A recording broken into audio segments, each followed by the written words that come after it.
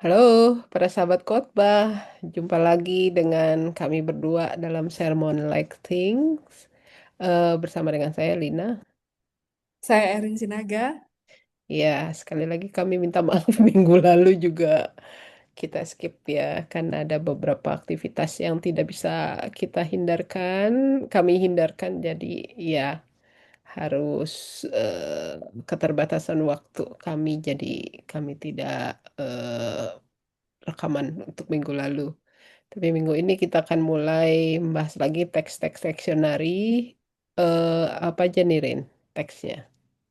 Oke, kita akan bahas Maleakhi 4 ayat 1-2, Mazmur 98, 2 Tesalonika 3 ayat 6-13, dan Injil Lukas 21 ayat 5-19. Itu aja, Kak. Iya, ini masuk dalam minggu ke-23 ya, setelah Ya, betul. Pentakosta. Ya, menjelang minggu Kristus Raja nanti ya, dan sebelum Advent pertama. Ya, apa nih, Betul. Rin, yang menarik menurut kamu dari teks-teks ini? Baiklah, yang saya apa namanya? Saya baca dari beberapa teks ini, yang paling menarik itu dari 2 Tesalonika ini, Kak, ya. 2 Mm, Tesalonika 3 ayat 6-13. Ini mm-mm. sebenarnya teks yang sangat familiar sih ya sebenarnya. Kalau tidak bekerja jangan makan. Ya nggak sih? Sedap. Nah, ini apa namanya? Sangat menggugah karena memang di zaman sekarang ini kan banyak yang slow living ya. Saya Mm, tidak mengatakan bahwa slow living itu tuh bukan pekerjaan yang baik gitu ya. mm-mm, Tapi slow living bagi beberapa orang yang sudah bekerja keras dari tahun ke tahun, terus apa tuh namanya, mereka memutuskan untuk tidak bekerja lagi, pensiun dan menikmati hidup, it's okay gitu ya kan. mhm. Sama saja mereka apa namanya menikmati kehidupan dari usaha yang sudah mereka kumpulkan selama ini gitu. Nah, Ya. kalau slow living yang dimaksudkan ini ya bermalas-malasan begitu ya, karena memang si eh, Rasul Paulus mengatakan bahwa apa namanya sebenarnya ini bekerja bukan semata-mata untuk seorang pekerja yang menghasilkan gaji gitu ya, Mm-mm, tetapi bagaimana bekerja dengan tulus dan ikhlas melakukan suatu pekerjaan untuk mencapai satu tujuan.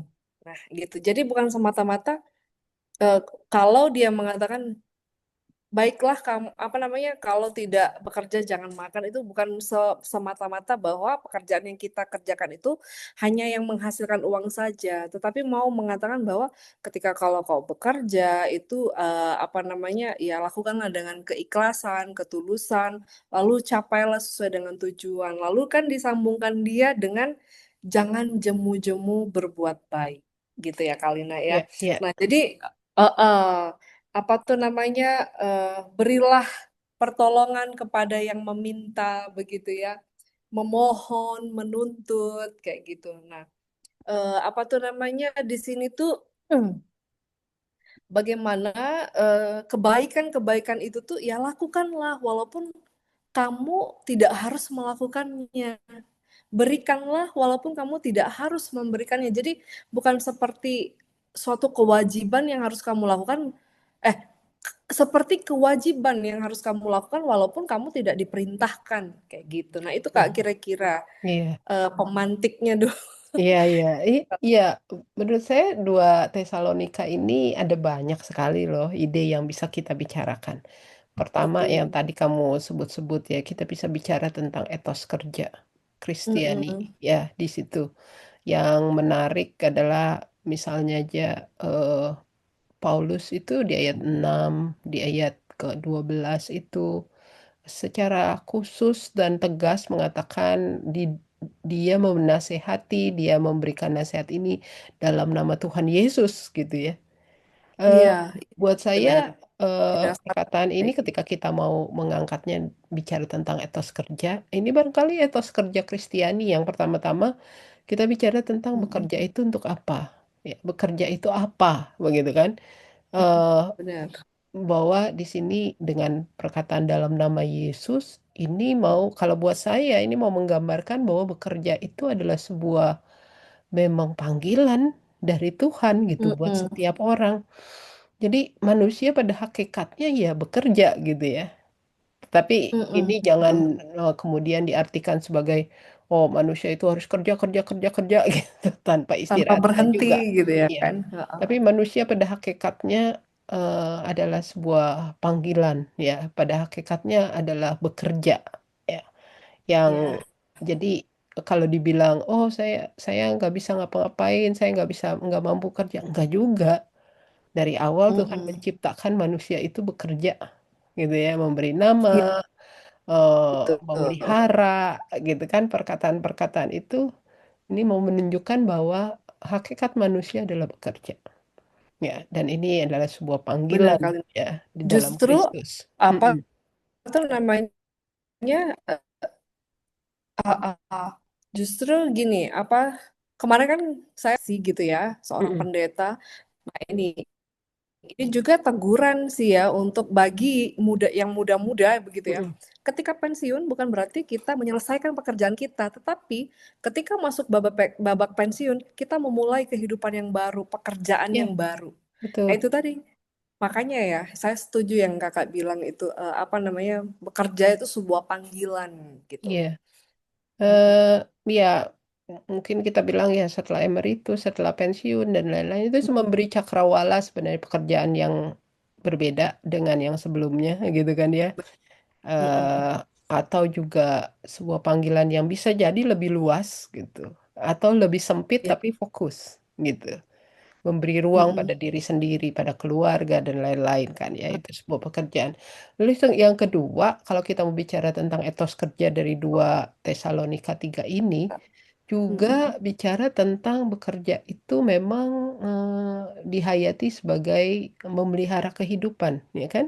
Ya, Kalau kamu kan Paulus dengan tegas mengatakan, "Kalau kamu tidak bekerja jangan makan," gitu kan.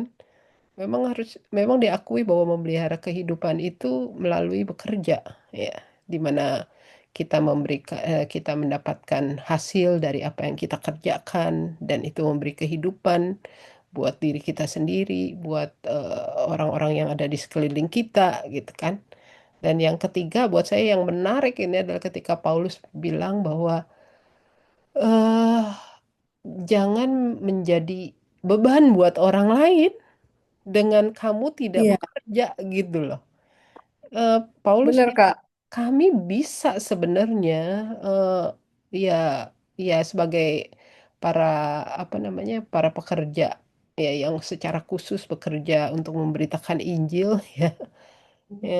Ya bisa aja dia dalam tanda petik kebaikan jemaat-jemaat itu memberikan kehidupan buat mereka gitu ya, memelihara. Tapi Paulus mengatakan, enggak kami nggak mau menjadi beban. Supaya apa? Betul. Supaya kami menjadi teladan bagaimana sebenarnya bekerja dihayati sebagai sebuah panggilan juga gitu ya. Iya, karena mereka juga sebenarnya kan jadi tukang tenda ya, Iya, untuk benar, menghasilkan uang juga gitu. Nah, benar, iya, heeh, benar. iya.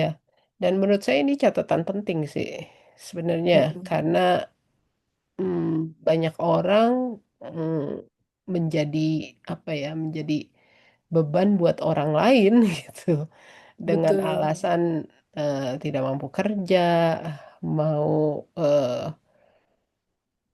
ya dengan banyak alasan lah gitu ya, dan benar. seringkali ini mengganggu sebenarnya kehidupan Mm-mm. bersama dalam komunitas manapun juga, keluarga, Mm. pertemanan gitu kan, komunitas gereja, ketika ada orang-orang yang dalam tanda petik menumpang menumpang, Iya, betul. hidup dari, usaha atau, ya apa yang dikerjakan orang lain. Walaupun memang, eee, dalam kekristenan kita tahu bahwa kita harus berbagi begitu ya, tapi sebuah tanggung Iya, jawab bahwa kita tidak menjadi beban buat orang lain gitu. Dan iya Kak. ini menurut saya kalau kita mau bicara soal etos kerja. Tapi juga Iya, sebenarnya saya nggak tahu apakah kamu menemukan, eee, ada catatan-catatan menarik bicara tentang konsep keadilan di sini. Dan Iya, ini Kak. sebenarnya kalau kita mau lihat benang merahnya dari bacaan pertama, Mazmur, Mm-mm. eh, Injil, dan juga Mm-mm.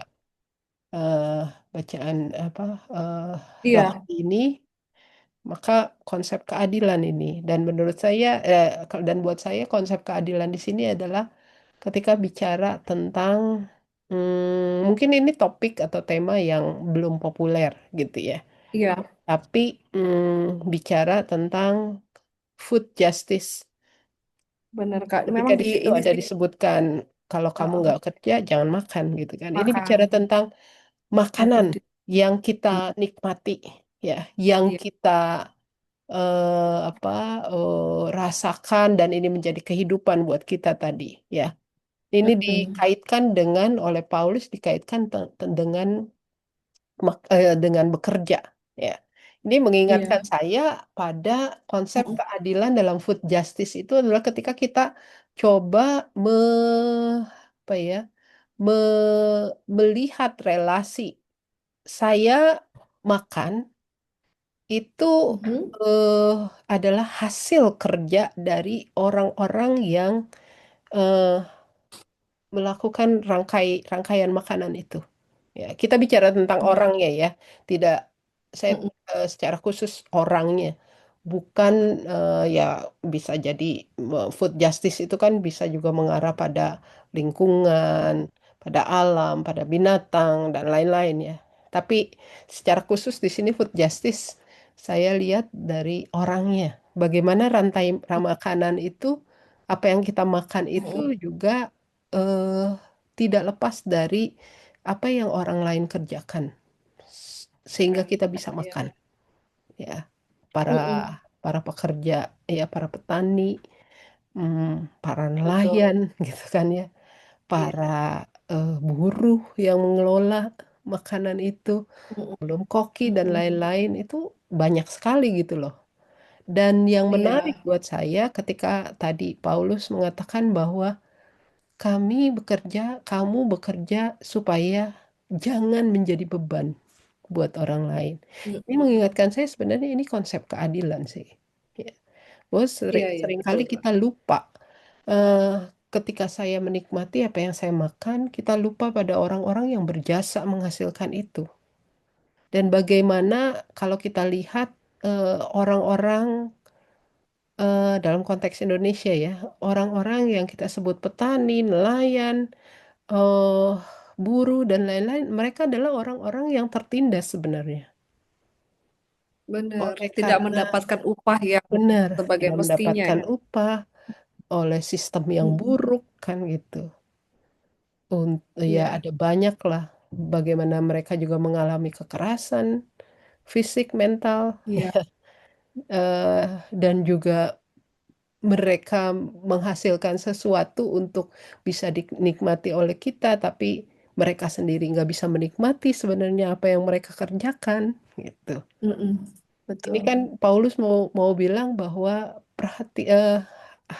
ketika kita coba melihat ini dalam konsep keadilan itu, betapa pentingnya kita tidak menjadikan apa ya, eh, tidak menjadikan mereka sebagai objek objek Mm. penderitaan begitu, dengan Mm-mm. menindas mereka sedemikian rupa gitu, untuk Iya, sesuatu yang kita nikmati, untuk sesuatu yang kita makan gitu. makan. Benar. Nah, Iya. Apa namanya? Jadi saya juga teringat ya dengan apa namanya kekayaan laut di mhm, daerah pedalaman Sumatera Barat, mhm. Mentawai gitu ya. Iya,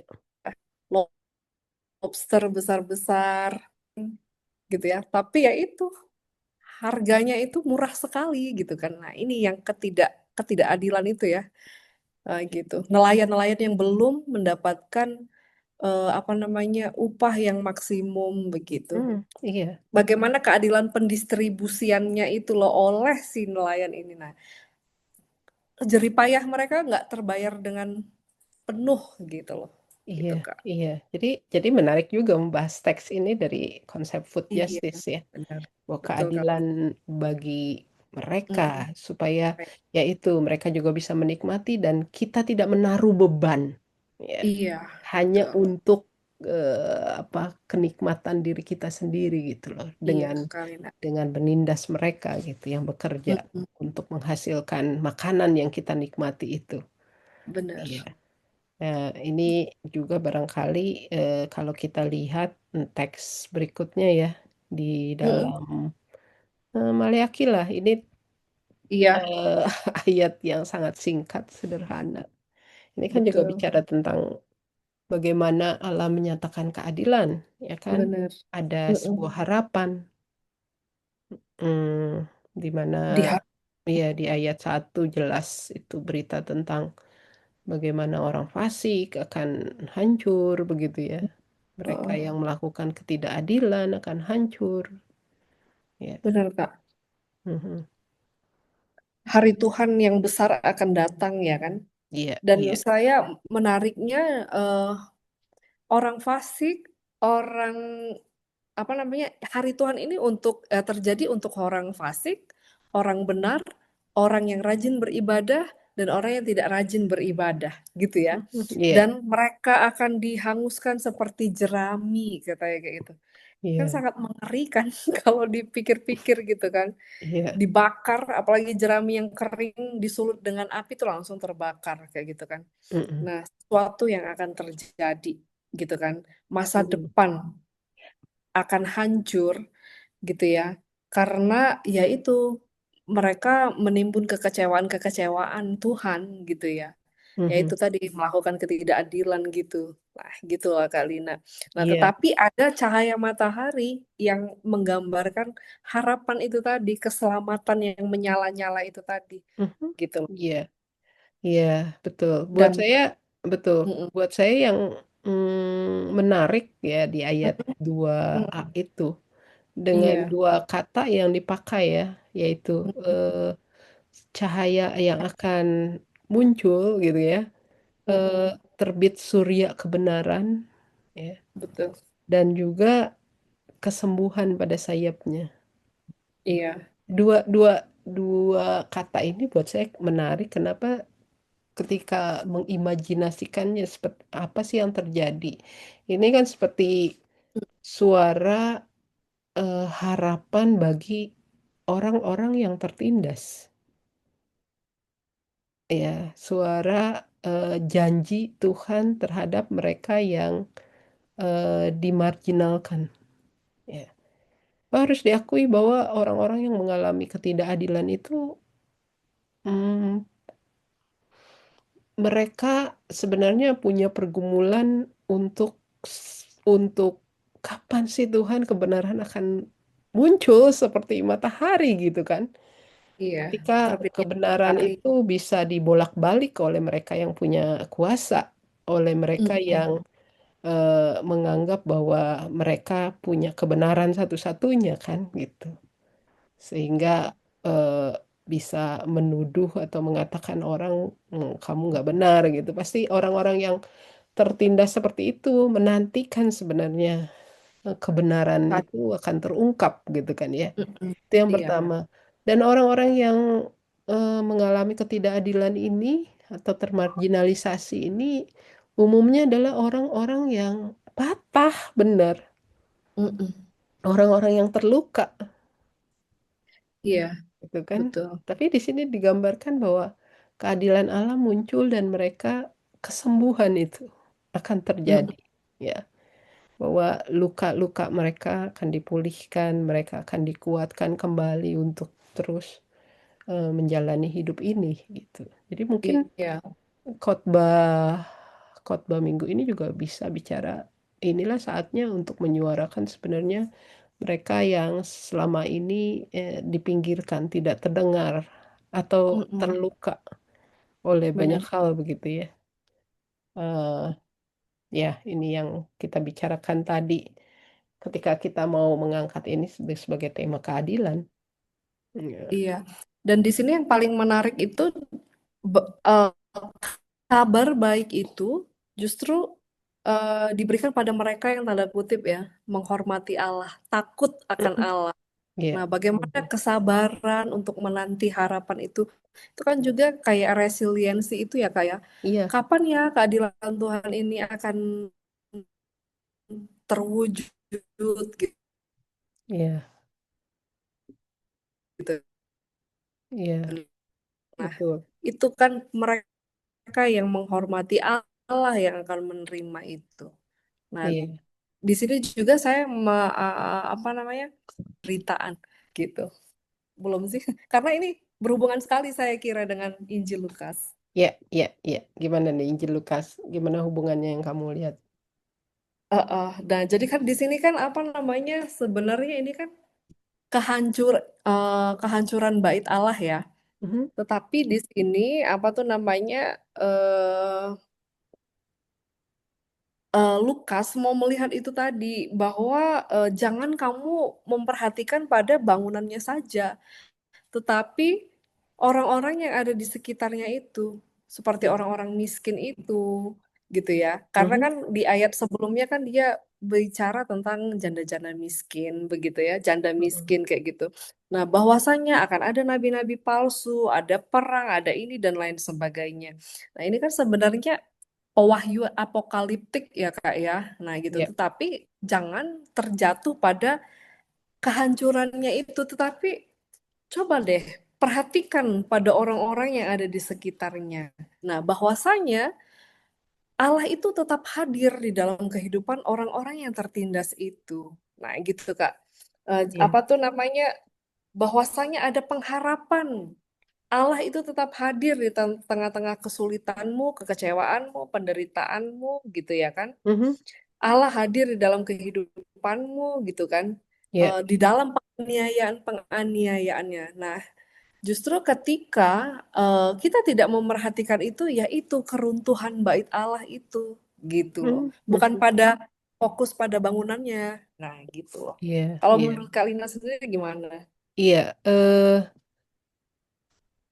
kalau buat saya memang kalau kita mau lihat dalam konsep keadilan begitu ya, bahwa memang di sini eh, ya Tuhan Yesus membicarakan tentang bagaimana sebenarnya ini undangan atau ajakan untuk tetap bertahan bahkan juga membicarakan hikmat Tuhan gitu ya di balik semua yang mereka alami gitu, apa yang terjadi ya. Eh, tapi buat saya yang menarik adalah ini sangat sangat apa ya, sangat real sekali ketika Tuhan Yesus bicara tentang bahwa, eee, bait Allah itu akan hancur begitu. Lalu juga kamu jangan terkejut gitu apabila ada peperangan, ada bencana dan lain-lain. Oke, Rin, jadi di sini, kalau kita lihat, Tuhan Yesus secara real sebenarnya membicarakan bahwa ya itu kok bentuk kefanaan, kerapuhan manusia gitu ya, apa yang Iya.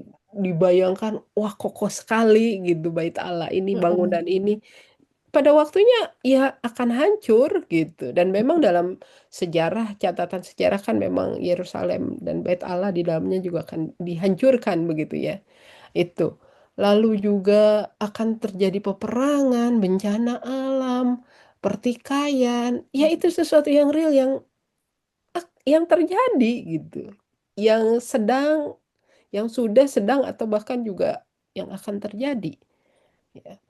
Itu sesuatu yang memang real menunjukkan bahwa, betapa rapuhnya kehidupan itu sebenarnya. Iya, Tidak ada betul. yang, eee, kekal, tidak ada yang kuat, tidak ada yang abadi begitu ya. Tetapi di sini Mm-mm. menariknya adalah, ketika Tuhan Yesus mengatakan bahwa ya itu kan mau dibilang bahwa ya kerapuhan, penderitaan itu ada di mana-mana dan kamu akan alami. Tetapi di sini melihat Iya, penderitaan, kerapuhan itu sebagai sesuatu yang Tuhan Yesus bilang di ayat yang ke-13 ya. Ini menjadi mm-mm. kesempatanmu untuk bersaksi. Iya, betul. Gitu. Ya, jadi ini memaknai sebenarnya kerapuhan, penderitaan yang dialami itu eh, dengan kesempatan untuk bersaksi. Ya, bersaksi di sini kalau kita lihat Tuhan Yesus melanjutkan lagi.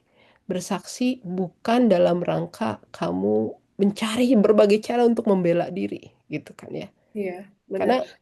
ya bukan berarti bahwa oh masa kita nggak boleh ngomong yang benar dari pihak kita. Bukan seperti itu gitu. Tapi ketika di sini, ketika dikatakan ketika kamu merancang jawaban-jawaban itu di kepala gitu kan ya.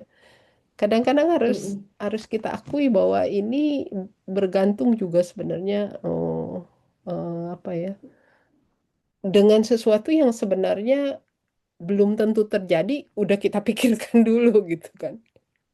Itu. Jadi kebanyakan Iya, diwarnai oleh kekhawatiran diri atau juga karena itu kecenderungan untuk membenarkan diri ya tanpa lagi bisa seimbang melihat sebenarnya kebenaran itu ya pada porsinya gitu. Karena itu kenapa Tuhan Yesus mengatakan bahwa sebaiknya ya perhatikan juga ya, lebih baik melihat bahwa aku sendiri yang akan memberikan kata-kata hikmat ya, sehingga tidak ada lawan-lawanmu yang akan menentangnya gitu. Jadi iya Kak. ini sesuatu yang menarik sih menurut saya memaknai sebenarnya penderitaan kerapuan itu dengan menemukan hikmat ya, Mm. di balik semuanya itu gitu daripada kita menjadi orang yang dipenuhi oleh pikiran-pikiran yang overthinking ya terhadap segala sesuatu gitu. Iya, setuju kali nak. Iya, Gitu. iya. Nah, Ya. uh-uh. Kalau iya, nah kalau ini kan itu kan tentang keadilan, konsep apa namanya, bagaimana bertahan di dalam penderitaan gitu Mhm, ya, mhm, bahwa ada masa depan yang cerah. Nah, di Mazmur 98 ini mhm, sukacita, mhm. sukacita bahwa Tuhan adalah Raja itu, Allah adalah Raja itu, yang apa tuh namanya, yang menjadikan kita tetap memuji Allah dalam Iya, segala situasi. iya. Kalau menurut saya sih demikian ya Kak, Ya, sebelum gitu. ke situ Rin, Ah, ah, boleh ah. balik lagi ke Lukas tadi ya.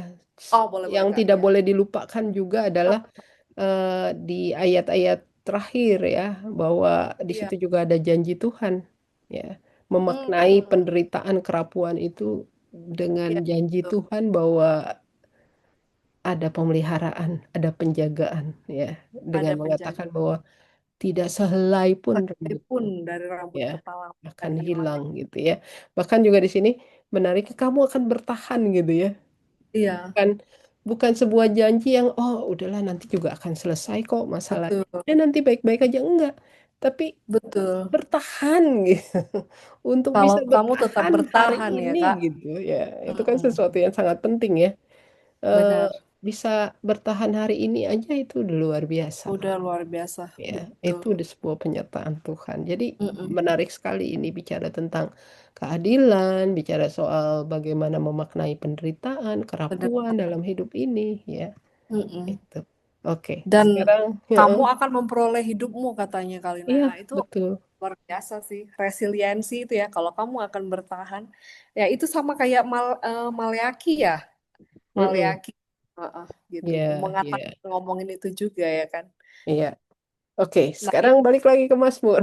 ke Mazmur. Nah itu apa tuh namanya? Nah kalau kita hubungkan dengan janji Allah itu kan, yaitu karena Tuhan adalah Raja, Allah adalah Raja, kayak gitu kan. Dan sebenarnya alasan kita untuk bertahan juga dalam penderitaan kita itu karena Tuhan itu, Allah itu kasih dan setia.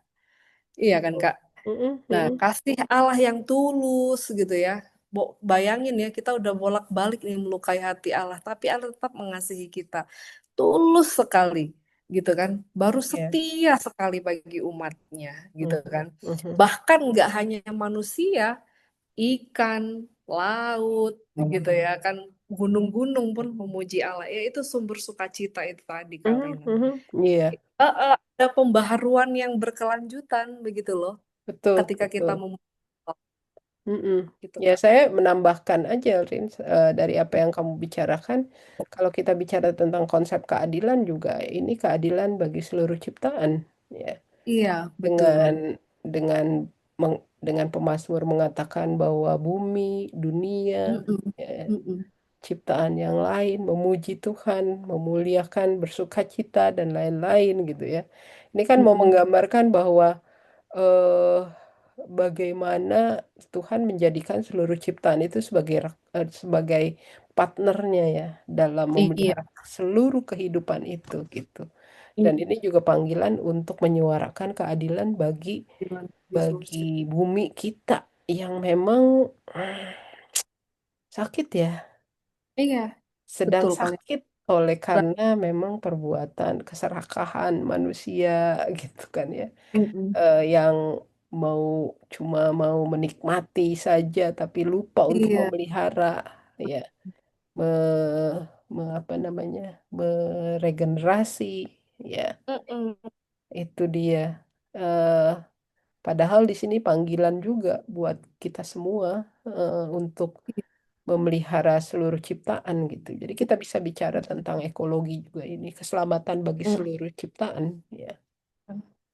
Iya, Mm, seperti yang lagi apa namanya disuarakan juga ya mm-mm. di Sumatera Utara khususnya bagaimana apa namanya merawat lingkungan hidup gitu ya untuk ketahanan pangan gitu ya untuk keberlangsungan anak cucu hutan jangan digundulin gitu ya Ya, tanam lagi pohon dan lain sebagainya karena udah banyak di bukit-bukit yang apa kak namanya yang gundul gitu ya iya. tiba musim hujan banjir gitu ya Mhm. longsor dan sebagainya Iya, gitu karena Kalina.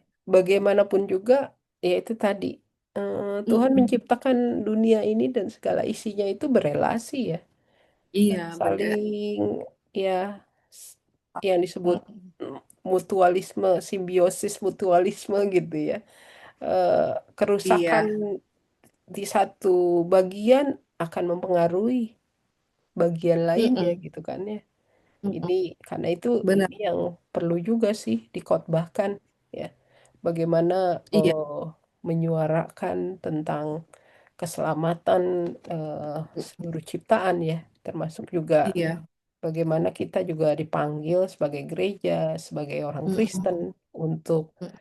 untuk memelihara bumi kita ya, yang memang harus kita akui sekarang ini hmm, ya sedang parah-parahnya sakit parah ya. Itu. Betul, Kak. Tidak hanya di Indonesia saja, di seluruh dunia ya kan. Iya, iya, iya. Ya inilah, Iya, Kak. karena itu kenapa suara keadilan menurut saya ini terdengar kuat di Mazmur 98 ya. Bahwa Allah akan menghakimi bumi ya. Bahwa di situ ada biarkan sungai-sungai, gunung-gunung bersorak-sorai ya kan. Nah, ini Iya. mau menunjukkan betapa betapa indahnya sebenarnya kasih setia Allah bagi seluruh ciptaan. Mm. Iya, Oke, Kak. banyak Oke, juga kan Kalina. topik-topiknya. Banyak kaya Iya. sekali ini. Heeh. Ya, Selamat semoga para memberi sahabat fokus. khotbah juga mendapatkan banyak ide untuk berkhotbah minggu ini Ya, atau juga untuk mempersiapkan ibadah masing-masing ya, dan firman Tuhan hidup dalam hidup kita. iya, Ya, Kalina. terima kasih para sahabat. Sampai jumpa lagi. Bye-bye. Tuhan berkati.